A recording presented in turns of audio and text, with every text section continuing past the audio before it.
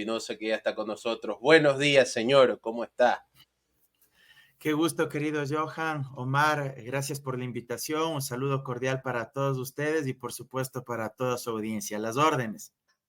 ¿Cómo anda la campaña, Mauro? Ya con oficialmente la campaña ha comenzado. ¿Cómo la ves? Bien, bastante contento en lo personal, creo que podemos avisorar un buen escenario de cara a los comicios del próximo 9 de febrero. Creo que lo más importante que hay que iniciar preguntándose es ¿por qué queremos participar? Y creo que ese es el gran dilema que uno debe destrabar y decirle a la gente.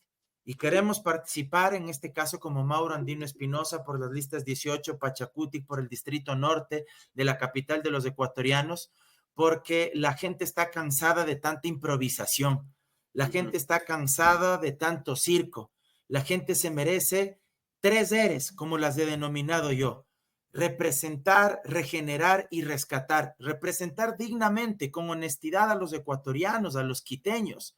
Regenerar la política de tanto degenerado que hoy hace lo que le da la gana con el país, que trapean con la Constitución, tal como ustedes citaban en la entrevista del asambleísta Valentina Centeno, que hace una serie de vericuetos e Una interpretaciones locura. extensivas que trapean con la Constitución. Y se trata, por supuesto, también de rescatar los derechos de la gente, rescatar las instituciones del Estado, para que precisamente puedan ejercitarse derechos como la salud, la educación, la seguridad social, empleo y salario digno. Y porque evidentemente no quiero que la vida de los niños, de los hombres, de las mujeres, de nuestros abuelos, constituyan una estadística más. Yo no quiero vivir en un país donde impere la ley de la selva y donde seamos incapaces de mirarnos unos a otros como iguales. Y creo que esa es la primera gran pregunta que uno debe responder y que nos motivan a participar, involucrarnos, porque como diría Platón, el gran filósofo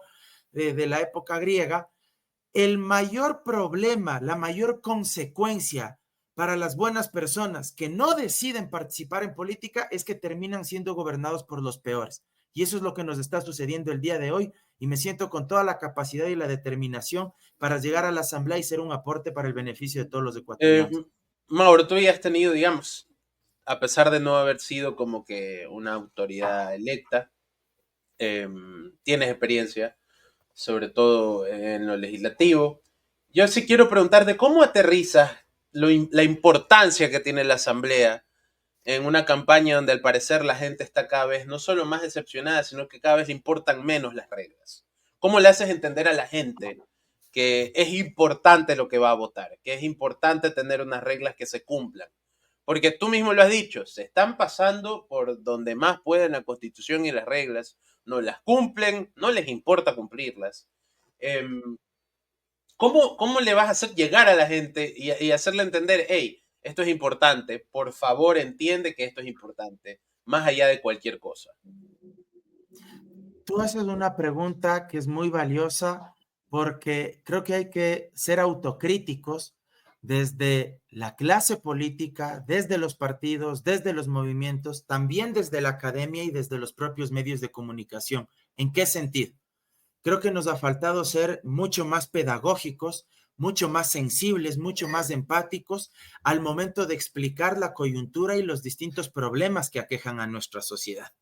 Si es que tú además priorizas otras cuestiones que no son parte de la agenda ciudadana, de los problemas más cotidianos, más sentidos de la gente, tú estás propiciando un alejamiento entre la clase política, entre las instituciones y el ciudadano de a pie, el ciudadano común. Si tú quieres desde la izquierda ir a explicarle los problemas del país con un libro de Marx debajo del brazo, o quieres desde la derecha ir a explicarle los problemas del país de la gente con un libro de Adam Smith debajo del brazo, indudablemente va a existir un distanciamiento profundo, abismal. Entonces yo creo que nos ha faltado mucha pedagogía política. Y aquí simplemente pongamos un ejemplo para intentar precisamente ser más pedagógicos. La gente dirá, a mí qué me importa que respeten la Constitución o que hayan asesinado ejecutado extrajudicialmente, probablemente, y desaparecido forzosamente a 4 niños y adolescentes de barrios pobres, urbanos, marginales. Bueno, el problema, señor, señora, que nos está viendo, es que el día de mañana pueden ser sus hijos. El problema es que el día de mañana no solamente serán niños pobres, racializados por el hecho de ser negros.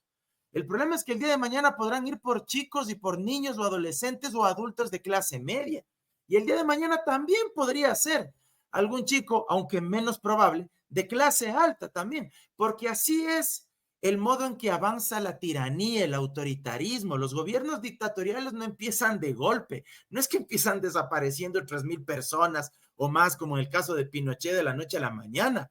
Su avance es progresivo, es paulatino. Entonces, cuando usted se desentiende de esos temas, usted está poniendo en riesgo la vida de los suyos y la propia en la medida en que le está permitiendo al poder hacer lo que le venga en gana. Cuando la gente dice, a mí qué me importa que se violen los derechos de la señora Abad, porque de paso me cae mal porque es de extrema derecha, pero a mí qué me importa que se viole el debido proceso. El problema es que el día de mañana usted podría tener un juicio, cualquiera sea este, un juicio de alimentos, un juicio penal, un juicio de inventarios o de herencias en materia civil, y como a usted no le importó lo que pasaba en otros casos en el pasado, y no le importó que se violen las garantías del debido proceso, el derecho a la defensa, el derecho a ser juzgado en plazos razonables, el derecho a la debida diligencia, etcétera. Entonces, el día de mañana, en su juicio de alimentos, por más sencillo que sea, también esa autoridad judicial puede pasarse por el forro el Código de la Niñez y la Adolescencia, la ley, la Constitución, y hacer con usted lo mismo que se hizo contra esa otra persona, en este caso llamada Verónica Abad. O sea, tienes Eso que es lo que ejemplificarle queremos. mucho a la gente, o ejemplificarle mucho a la gente la importancia del tema. Porque yo siento que sí hay estamos como que en una diferencia en cuanto a la relevancia que tiene la política. Siento que mucha gente está tan desatendida y decepcionada de la política que no le interesa, simplemente. No le interesa lo que pasa en las noticias, ni siquiera lo piensa, porque dicen, no, si a la final igual le tengo que hacer lo mismo todos los días, y creo que eso es como que lo más peligroso que tiene esta campaña en particular.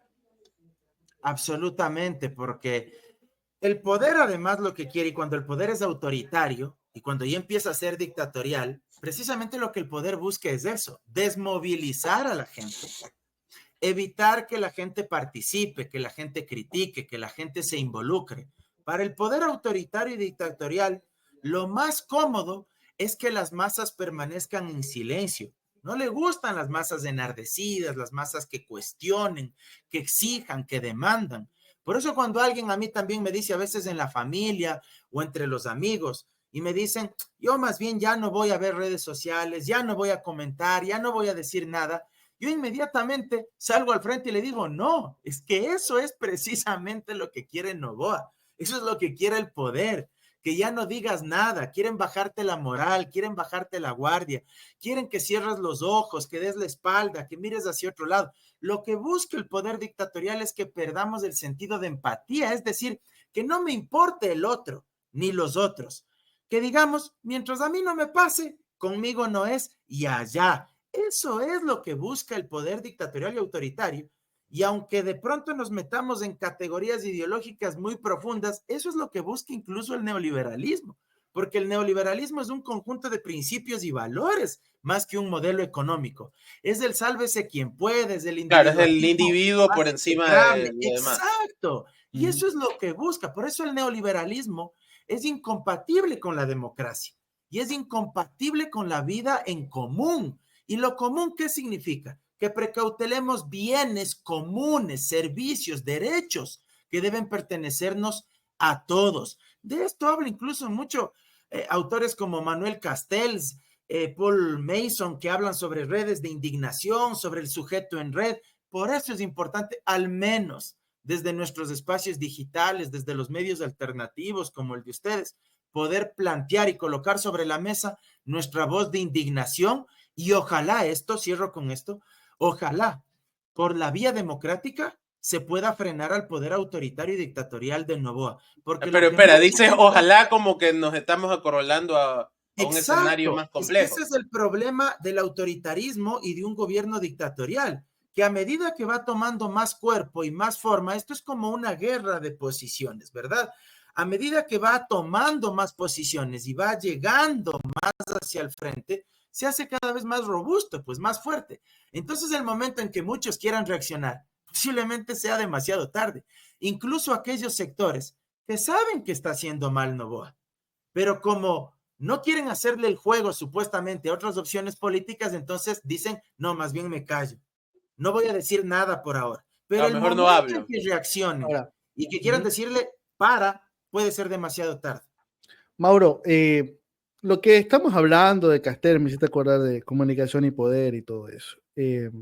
Está muy bien para nosotros los que estamos en el círculo rojo, perfecto, nos encanta hablar, nos encanta debatir, nos encanta estar detrás del barullo político, todo bien. Pero te lo pregunto ahora como candidato, más que como analista. ¿Cómo le vendes a alguien allá en tu distrito, por ejemplo, oye, vota por mí para yo ir a una institución que tú odias? Una institución que, según el último Latinbarómetro, probablemente tú estás dentro de ese grupo de personas que dice que si se va a la asamblea no pasa nada, o que si suben los militares al poder no pasa nada. Eso es lo que reveló el Latinbarómetro por el último estudio, ¿no? Que Ecuador está dentro de los países en donde menos importancia le damos a la democracia. Por ejemplo, hay algunos sectores que dicen que, por ejemplo, estaban cruzando los dedos para que el día sábado la asamblea posesionara a Verónica Abad para que con eso haya un justificativo para que Noboa cierre la asamblea. Así hay gente que está pensando así realmente. ¿Cómo tú le pides el voto a una población que vea la asamblea como un nido de ratas? ¿Cómo lo haces? Tu diagnóstico es real respecto del sentir de la gente con relación a la Asamblea Nacional. Eso es algo que yo no voy a ocultar en estos momentos. Pero aquí viene la clave, no solo desde el punto de vista comunicacional, políticamente hablando, sino también desde el punto de vista ontológico, desde el punto de vista del ser humano como tal. Desde el punto de vista comunicacional, me parece que hay que hacer una campaña distinta, diferente, en la medida de las posibilidades, porque yo no tengo la billetera que tiene Daniel Noboa, ni tengo todo el aparataje del Estado que tiene Daniel Noboa para hacer una campaña que uno probablemente sería la que desearía. Pero en la medida de las posibilidades, me parece que uno debe ser lo más creativo posible. Y ahí viene algo clave desde el punto de vista del ser. Creo que uno, para diferenciarse del político tradicional, y esto es clave y lo estamos haciendo acá en el Distrito Norte de Quito, con Pachacuti, con el equipo que me acompaña, hablo aquí desde mi equipo, desde la candidatura de Mauro Andino Espinosa. Creo que aquí lo fundamental es no mentir, no generar expectativas más allá de lo que el cargo al que estás postulando te ofrece. Primero hay que escuchar. Y cuando voy a los recorridos a los barrios, lo primero antes de hablar es de escuchar. Bueno, ¿qué opinan de la asamblea? Siempre les pregunto eso. Y generalmente me responden lo que tú acabaste de decir, Omar. Claro. La asamblea es un nido de ratas, cueva de vagos, solo van a hacer escándalo, van a velar por sus intereses. Y eso es suave para lo que he leído. Es suave lo primero que hay que hacer es permitir que haga catarsis la gente. En tu distrito son muy educados, Mauro. Que se desahogue.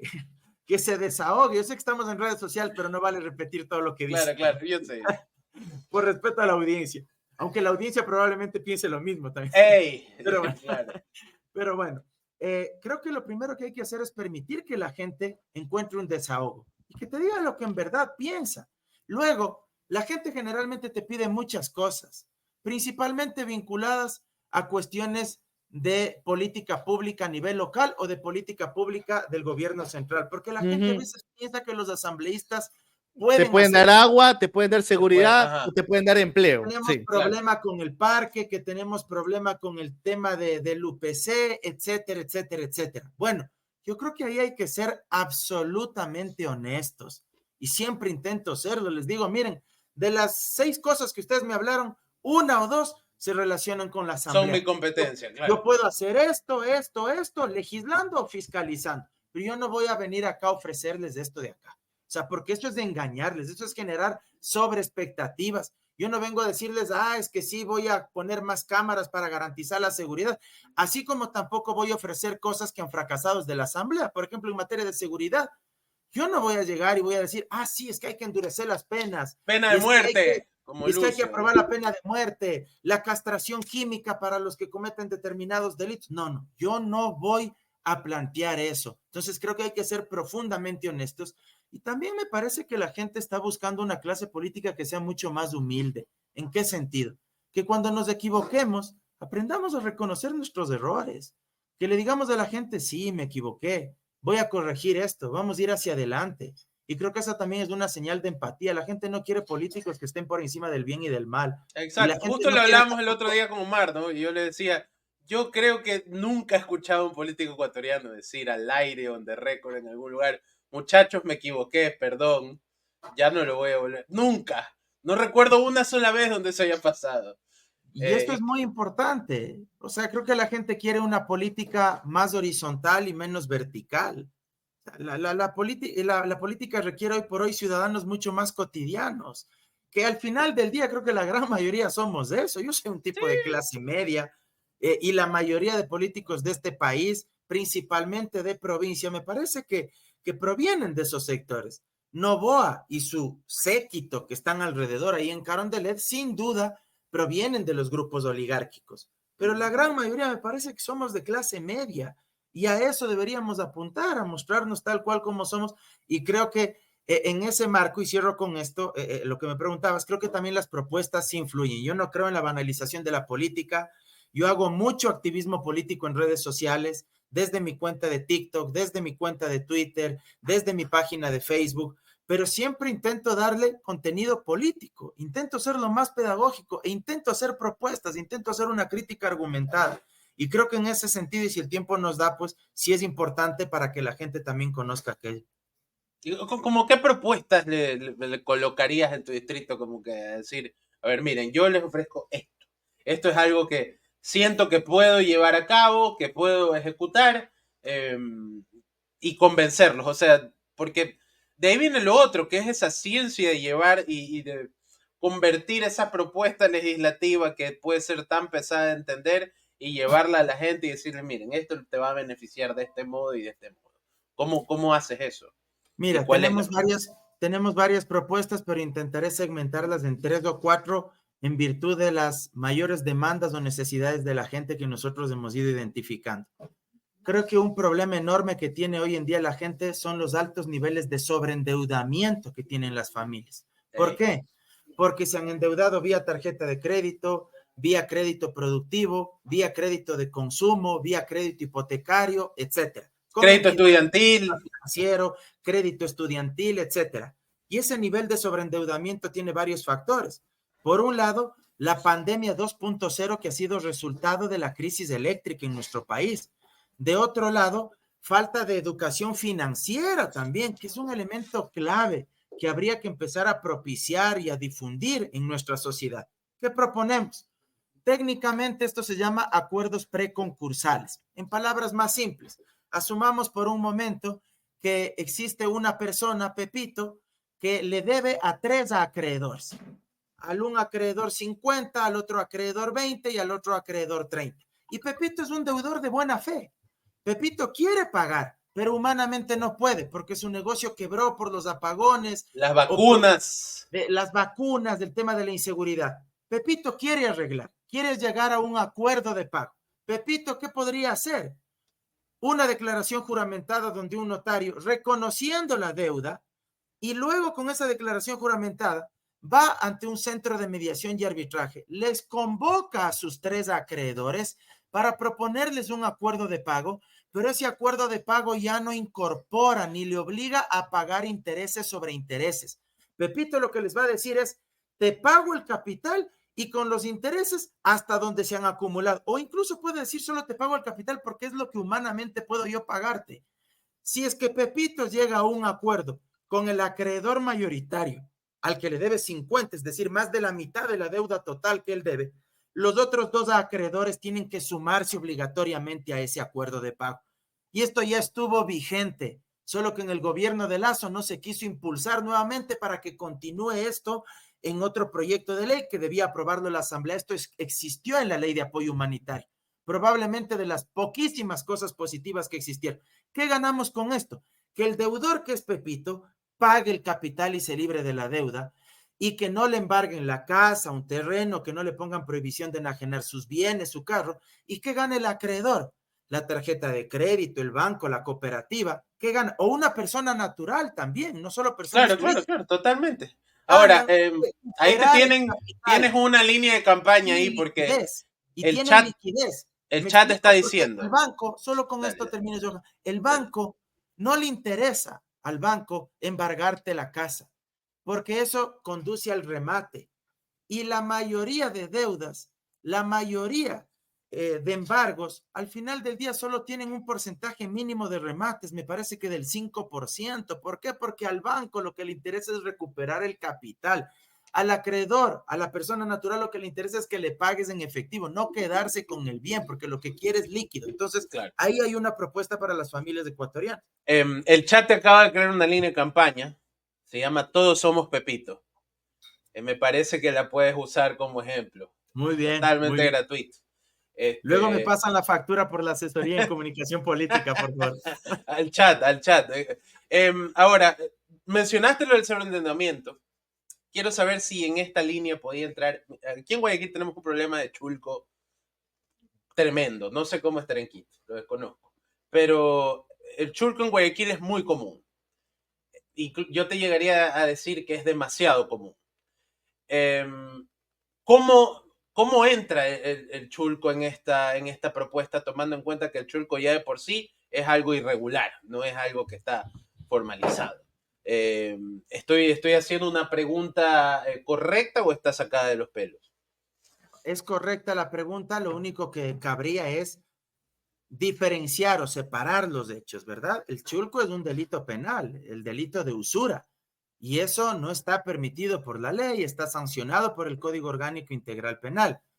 Probablemente en los casos de chulco no habría cómo llegar a estos acuerdos, sino que habría que llegar a la denuncia penal en fiscalía. ¿Por qué? Porque es indudable que si ese chulquero quisiera someterse a un acuerdo extrajudicial a través de un centro de mediación y arbitraje, va a reconocer que te está cobrando una tasa de interés exorbitante y que está cometiendo el delito de anatocismo, usura, ¿verdad? Lo que pasa es que todo eso pasa en barrios complejos. Exactamente, ¿no? ¿Ya? Entonces hay que separar ese tema, pero aquí vayamos a lo de fondo respecto del chulco. ¿Cómo evitar que la usura se siga propagando?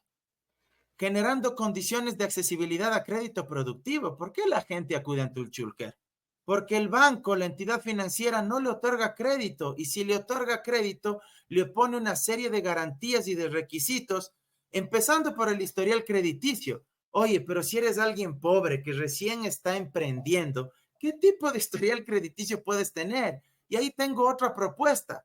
Hay que regular las tasas de interés, sobre todo para las pymes. La tasa de interés en este país bordea el 11% para las medianas y pequeñas empresas.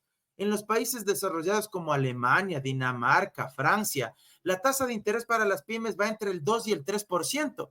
Y no estoy proponiendo que en esa ley vaya escrito con nombre y apellido, este es el porcentaje de tasa de interés que se va a cobrar, pero sí se puede técnicamente en una ley incorporar los parámetros y el esquema general que permitiría ir actualizando en función de las variables económicas del proceso inflacionario del país. En buena hora tenemos una economía dolarizada, pero a pesar de ser economía dolarizada, tenemos de las tasas más altas de interés de América Latina. En función de este esquema y de estos parámetros, que se obligue año a año a reducir las tasas de interés a las entidades del sistema financiero, principalmente para las pymes, para que no tengan que recurrir donde los chulqueros. Y en el mismo ámbito económico, otro proyecto de ley que lo tengo entre ceja y ceja. Mira, Noboa emitió un decreto ejecutivo. Al mismo tiempo, la Junta de Regulación Política Monetaria sacó una resolución otorgando, disque, una moratoria de un plazo de 60 días, me parece, o 90 días, para que se puedan pagar las deudas a las entidades del sistema financiero. Con ese decreto ejecutivo y con esa resolución se rieron los bancos. Una colega de ustedes hace algunas semanas atrás, recuerdo yo, María Fernanda Suez Navas, la cito porque ella escribió en Twitter, ella puso que había llamado a 3 tarjetas de crédito con quienes mantenía saldos pendientes, a pedirles que le den las facilidades que se señalaba en este decreto ejecutivo. ¿Y qué le habían respondido? Que no tenían información al respecto, que no les habían dispuesto aquello y que no podían ayudar. Que lo que podían hacer es darle la posibilidad de refinanciar el pago, pero cobrándole intereses sobre intereses. Es decir, un chulco institucionalizado. Totalmente. Bueno, hay que aprobar una ley, porque ya una ley con consecuencias jurídicas y sanciones no va a poder evadir la banca para generar esta moratoria de hasta 90 días plazo. No digo que a todos, pero sí analizando caso por caso. Nuevamente regreso a lo del inicio.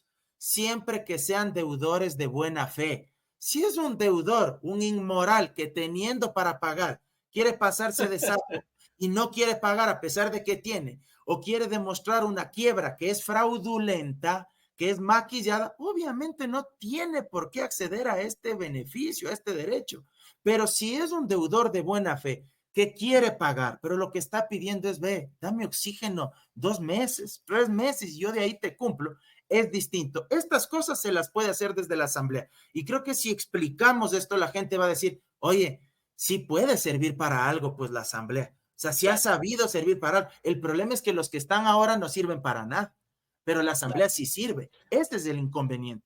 Ok, démosle paso a Mark, que está Bueno, que interrumpe y no deja hablar. No, es que estoy acá revisando unas reacciones que hay. Mauro, mira, no sé tanto si el tema de las bases militares, pero creo que sí, si tú llegas a la asamblea, sí te tocaría estar en alguno de los debates con respecto al tema del financiamiento, la reforma constitucional del financiamiento a los partidos políticos. Creo que sí te tocaría al menos el segundo debate. ¿Qué idea tienes con esos dos temas? Indistintamente si te toca o no el tema de las bases militares y el tema del financiamiento de campaña. Empiezo por el primero, respecto de las famosas bases militares. Lo primero que deberíamos preguntarnos como sociedad es, ¿las bases militares extranjeras, principalmente las norteamericanas, han resuelto el problema de la delincuencia y de la inseguridad y del narcotráfico en los países donde están colocadas, donde existen asentamientos militares norteamericanos? Y la respuesta es tajante, no han solucionado el problema del narcotráfico. Colombia sigue siendo el mayor productor de cocaína del mundo, y aunque formalmente no estén declaradas como bases militares, pero tienen 7 asentamientos de bases militares extranjeras norteamericanas que operan y que funcionan en Colombia, tal como sucede en el Ecuador. Si en el Ecuador ya hay una base militar extranjera, gringa, que es la que está en Galápagos, solo que formalmente no se la denomina así, con los 3 acuerdos internacionales, aire, mar, tierra, que fueron validados tristemente por una mayoría de la Corte Constitucional, ya se permitió y se abrió la puerta para que existan aquí injerencia militar norteamericana con una serie de beneficios, entre ellos y el más atroz y procaz, que si un gringo extranjero militar asesino comete un delito penal aquí, no pueda ser juzgado por la justicia ecuatoriana, sino que tenga que ir a ser juzgado en su país. Imagínense un ustedes, parque de diversiones, básicamente. Esa bestialidad jurídica y el ejemplo más clásico del colonialismo que impera a través de las potencias extranjeras en los países en vías de desarrollo. Entonces, pensemos en Afganistán. En Afganistán estuvieron durante más de 20 años los norteamericanos, y Afganistán sigue siendo el mayor productor de opio del mundo, y el opio sirve para hacer heroína, y heroína es una de las drogas más consumidas en Estados Unidos. Yo creo comenzaron a exportarse cuando llegaron los talibanes al poder, con más fuerza. Estados Unidos, luego de Australia, me parece, si es que mi memoria no me falla, pido 1000 disculpas, pero luego de Australia me parece que es el segundo país que más drogas consume en el mundo. O sea, creo que si Estados Unidos quiere ayudarnos, lo primero que debería hacer es evitar, entre otras cosas, el consumo interno, pues. O sea, ahí tienen graves problemas de adicciones, no solo con drogas ilegales, sino también con drogas legales, ansiolíticos, antidepresivos, pastillas contra la ansiedad, benzodiazepinas, etcétera. Y Estados Unidos también tiene un problema con la exportación, entre comillas, con el tráfico ilícito de armas, porque como en Estados Unidos puedes comprarte un fusil de asalto en un Walmart, entonces ese armamento también sale a los países donde están infectados por grupos de delincuencia organizada, los mexicanos, y luego esos grupos mexicanos probablemente tienen vínculos con los nuestros y empiezan a proveerles de armamento. Entonces digo, la salida no va por bases militares extranjeras, lo cual no significa que yo me oponga a la cooperación internacional con otros países, pero una cooperación internacional sensata, transparente, sobre la mesa.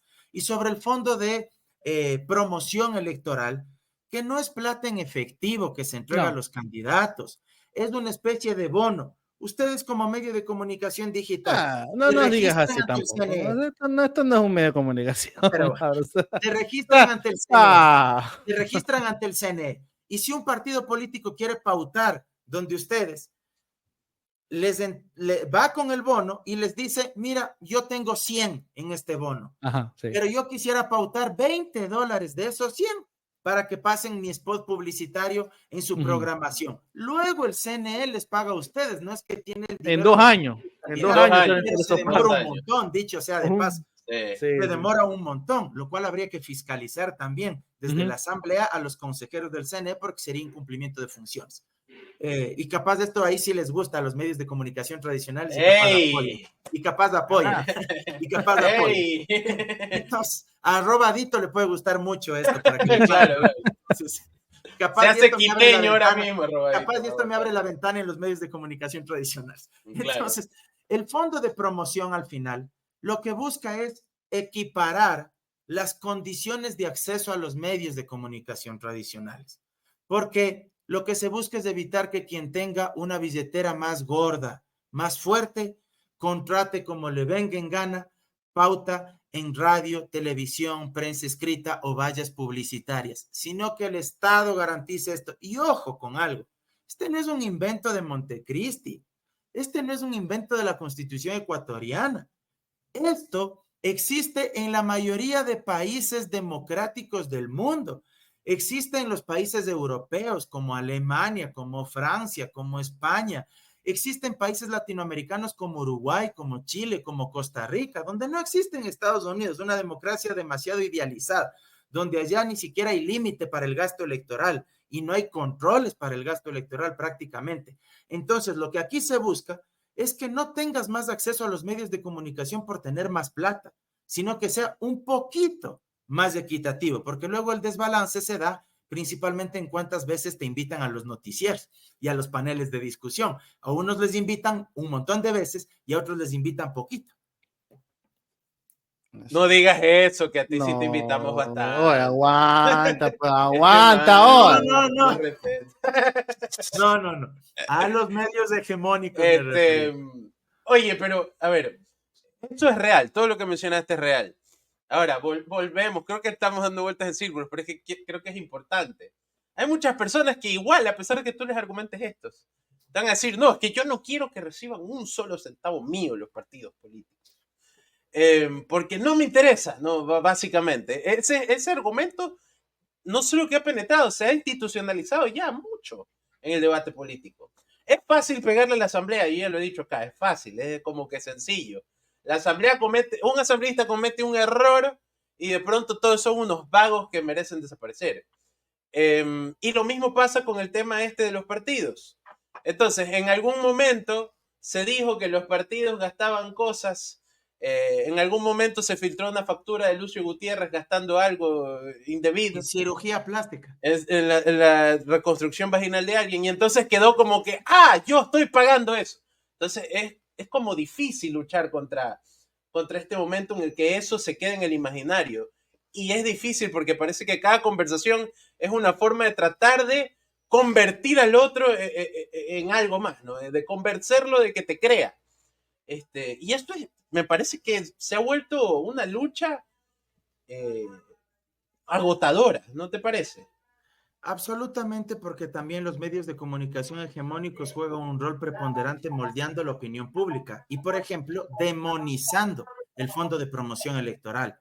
Y aquí vale la pena entregarle más argumentos a la ciudadanía para que entienda el espíritu del fondo de promoción. Si no existiría el fondo de promoción electoral, tendríamos a un Alvarito Noboa pagando cadenas interminables en todos los canales de televisión promocionando sus famosas brigadas médicas de salud. Si no tendríamos el fondo de promoción electoral, tendríamos a un Daniel Noboa no solo haciendo uso del Palacio de Carondelet como si se tratara de la tribuna electoral de ADN, sino que le tendríamos probablemente contratando todos los canales y radios de televisión día, tarde y noche para generar un proceso de adoctrinamiento ideológico que favorezca a sus huestes políticas. Bueno, si es que no tendríamos fondo de promoción electoral, tendríamos mayores flujos de financiamiento ilícito, irregular, por parte del narcotráfico, por parte de los grupos de delincuencia organizada, por parte de lobistas nacionales e internacionales. Si la gente quiere luchar contra la corrupción, hay que evitar que los grandes grupos de poder económico te puedan financiar las campañas en los medios de comunicación. Luego vienen las megaconstructoras, las farmacéuticas, los grandes emporios comerciales y te podrían financiar cadenas o spots cada 5 minutos en un gran canal de televisión a nivel nacional. Bueno, lo están haciendo en YouTube, ¿no? Hay mucho, están gastando de forma inconmensurable en YouTube. Ahí, tengo todos los días mensajes de, yo no consumo nada, ni toda la pauta que me sale es de. Y mira, luego, ese financiamiento no es pues que lo hacen por amor a la patria, no es que lo hacen porque creen en los principios y en los valores de esa candidatura. Generalmente son grupos de poder, grupos de lobby, que lo que buscan es precisamente asegurar políticas públicas para que quien esté en el ejercicio del poder les favorezca a su sector, a las farmacéuticas, a las mineras, a las petroleras, al sector de las telecomunicaciones, de la telefonía móvil, etcétera. Por esto es importante el fondo de promoción. Y en el caso de la asamblea, creo que hay que también ser autocríticos. Muchos asambleístas dan papaya. Por ejemplo, Totalmente. La fiscalización no puede ser un espacio para hacer un show y un escándalo. O sea, yo entiendo que la política también necesita una enorme dosis de pasión. Yo mismo me considero alguien profundamente apasionado, vehemente, pero, o sea, también hay que regular, pues, o sea, las emociones, o sea, no sé, pues algunos o algunas parece que necesitan una dosis de clonazepam para relajarse un chance, porque no está bien, pues, o sea, llegar a la asamblea y empezar a hacer relajo por todo y por todos. Y si es que acaso algunos hacen eso, sí ha de haber, pues, alguna cabeza sensata que al menos se pare y diga, vean, compañeros, por eso luego la gente nos insulta, nos putea, perdón el francés, ya que me dijeron que estamos en YouTube. Por eso la gente luego nos llama la atención, nos critica, quieren que se cierre la asamblea. Manejémonos con un poco más de respeto. Como Averroes Bucarán diciendo, después la gente dice que el Congreso es un circo. Es que es la verdad. Y está colgado ese video, está colgado en internet. Total. Está colgado. Bueno, Mauro, te agradezco por el tiempo, la verdad. Por supuesto que te voy a molestar en algún otro momento para ver si vienes y por supuesto que te deseamos la mejor suerte. Ya que hablábamos de clonazepam, solo déjenme cerrar con esto. Antes de que me despache el Omar. No, que estamos hablando de fentanilo. No, cuidado. Yo tengo otra propuesta por los temas de salud mental. Creo que todos lo hemos sufrido, lo hemos pasado. Yo lo he dicho públicamente igual, no estoy ajeno a ese tipo de problemas de ansiedad, de depresión, por muchas circunstancias que a veces uno atraviesa. Las aseguradoras privadas deberían cubrir también los problemas de salud mental. Y yo ahí tengo igual en mente un proyecto de ley para reformar la ley de empresas de aseguramiento privado, es un nombre largo de la ley que está vigente, para que también cubra eso. ¿Por qué esas empresas que ganan tanto dinero en el país y en el mundo no te cubren los problemas de salud mental? Si son dolencias que hoy por hoy afectan a millones de personas en el mundo, y Quito es la ciudad con mayores índices de suicidio y de intentos de suicidio, y en el país en general.